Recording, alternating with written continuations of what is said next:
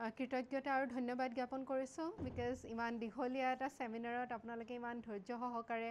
বহুত ধুনীয়াকৈ কথাখিনি শুনিলে আৰু আপোনালোকৰ মাজত যিখিনি মনৰ প্ৰশ্ন আছিলে সেইখিনিও ধুনীয়াকৈ আপোনালোকে উপস্থাপন কৰিছে আপোনালোকৰ ফালৰ পৰা আমি যথেষ্ট ফিডবেকো পাইছোঁ যে স্কুলীয়া অৱস্থাৰ পৰাই আমি এটা কোৰ্চ লঞ্চ কৰিব লাগে যিটোৱে আপোনালোকৰ ৰাইটিং স্কিলছ আপোনালোকৰ থিংকিং স্কিলছ আপোনালোকৰ প্ৰব্লেম সলভিং স্কিলছ এইবিলাকত সহায় হয় চ' ডেফিনেটলি আমি সেইটো বহুত গুৰুত্ব সহকাৰে লৈছোঁ আৰু খুব সোনকালে আমি তেনেকুৱা এটা course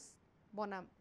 so' thank you so' much once again thank you Ganapati sir thank you our staff আমাৰ ইয়াতে আছে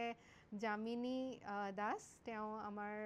মানে টীমৰ এজন কাউন্সেলৰে হয় তাৰপিছত অনিৰ্বাণ শইকীয়া তেওঁ আমাৰ এডিটিং টীমত আছে পিছফালে আমাৰ জয়ন্ত ৰয় আছে তেওঁ আমাৰ কণ্টেণ্ট টীম লিড কৰি আছে